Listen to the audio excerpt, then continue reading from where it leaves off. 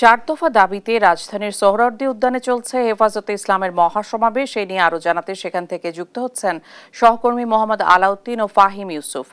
আলাউদ্দিন, সমাবেশে বক্তারা কি বলছেন?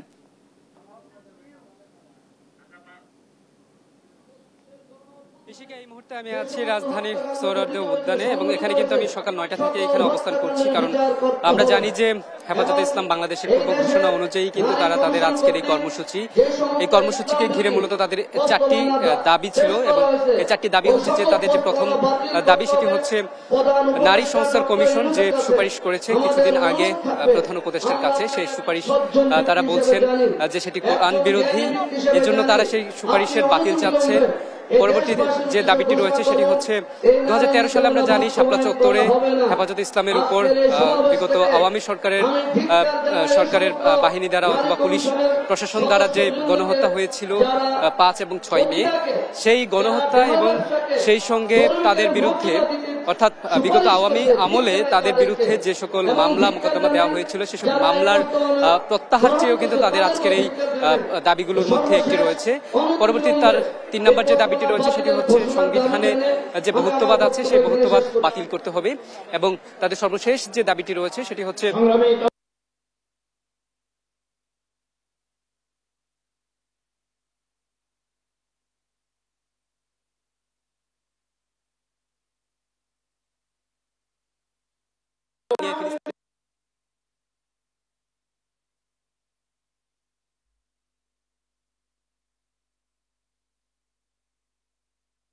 যে নেতা কর্মীরা রয়েছে তারা কিন্তু এখানে এসে একে একে বক্তব্য প্রদান করছে। তাদের বক্তব্যের মাধ্যমে তারা ইউনুস সরকার অর্থাৎ আমাদের অন্তর্বর্তী যে সরকার রয়েছে সেই সরকারের কাছে তাদের আহ্বান এবং দাবি জানাচ্ছেন যেন এই ব্যাপারগুলোকে তারা দেখেন, কারণ তাদের যে দাবি সেটি দাবির মধ্যে নারী ভিত্তিক সংস্কার কমিশনের কোরআন এবং সুন্নাহ বিরোধী প্রস্তাবনা রয়েছে, সেই প্রস্তাবনা এবং বাতিল করে তারা দাবি জানাচ্ছে। এখানে তারা একটি ব্যাপার বলছেন যে পুরোদের দিক থেকে যে ব্যাপারটি রয়েছে প্রতিটি দিক থেকে তাদেরকে শ্রমিক যে আস্থা দেওয়া এই ব্যাপারটিকে তারা ব্যাপারটির বিরুদ্ধে তারা বলছে যে সমাজে ডাকাত বা অন্যান্য খারাপ করতে পারেন তাদেরকে তাহলে কেন দেওয়া হবে না শ্রমিক হিসেবে যদি প্রতিটার দিক থেকে দেওয়া হয়। এই ব্যাপারে তারা দাবিতে রাজধানীর সোহরাওয়ার্দী উদ্যানে সকাল থেকেই কিন্তু হেফাজত ইসলামের যে নেতাকর্মীরা রয়েছেন এবং সাধারণ যে তৌহিদি জনতা তারা কিন্তু এখানে জড়ো হতে শুরু করেছে। আমরা এখন ঠিক সোহরাওয়ার্দী উদ্যানের যে গেটটি রয়েছে গেট সংলগ্ন ব্রিজে দাঁড়িয়ে আছে। আমি যদি এখনকার একটি চিত্রটি দেখাতে চাই যে হেফাজতের যে কর্মীরা তারা কিন্তু সকাল থেকে বিভিন্ন ট্রাকে বাসে এবং ট্রেনে করে কিন্তু ঢাকা এবং আশপাশের যে অঞ্চলগুলো রয়েছে সেখান থেকে কিন্তু তারা আসছিলেন এবং ভোর থেকে আসা এই লোকজন কিন্তু এখন 9টা থেকে তাদের যে মহাসমাবেশ পূর্ব নির্ধারিত সেটি তারা শুরু করেছে।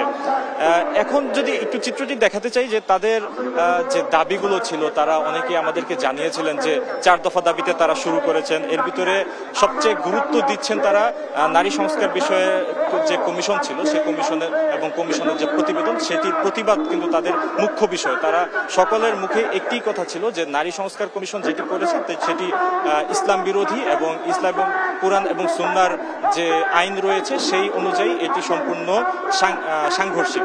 সেই সাংঘর্ষিকতার জায়গা থেকে তারা একজন মুসলমান হিসেবে এই যে মুসলিম যে চেতনা সেটি তারা ধারণ করার ফলে কিন্তু তারা মূলত এখানে এসেছেন সমাবেশ করার জন্য।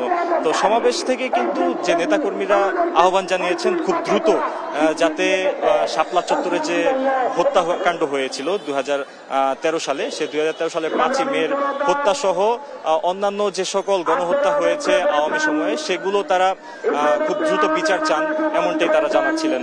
এছাড়া সংবিধানে যে বহুত্ববাদের কথা বলা হয়েছে, আল্লাহ ছাড়া একাধিক সত্তার কথা বলা হয়েছে, সেইটি তারা বিরোধিতা করে বলেছেন যে শুধুমাত্র সত্তা একজনই থাকতে পারে, আল্লাহ ব্যতীত অন্য কোনো সত্তা নেই। তো এই ছিল তাদের দাবি। এছাড়া তারা জানাচ্ছিলেন যে ফিলিস্তিন সহ কাশ্মীর সহ বিশ্বের যে সকল প্রান্তে যে মুসলিমরা রয়েছেন সেই মুসলিমদের উপর যে নির্যাতন হয় সেই নির্যাতনে বাংলাদেশের যে ভূমিকা সেটি বাড়ানোর ব্যাপারে কথা বলেছেন। যে ডক্টর ইউনূসকে তারা বারবার একটি আহ্বানই জানাচ্ছিলেন যাতে বিশ্ব পরিমণ্ডলে এই মুসলিম যে গণহত্যা, মুসলিম যে নিধন ইসরায়েলে চলছে, পাশাপাশি অন্যান্য যেসব জায়গায় মুসলিমদেরকে বিভিন্নভাবে নির্যাতিত করা হচ্ছে, ভূমিহীন করা হচ্ছে, সেগুলোতে তারা আর একটু সচেতন হতে বলছেন, আর একটু তাদেরকে বলছেন যে বিশ্ব পরিমণ্ডলে যাতে জাতিসংঘের কাছে যাতে এটি তুলে ধরা হয়।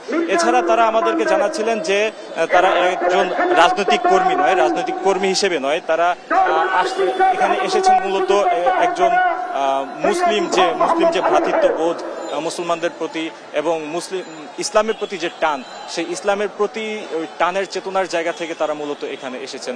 এই ছিল আমার কাছে রাজধানীর সোহরাওয়ার্দী উদ্যান থেকে সর্বশেষ। ইশিকা।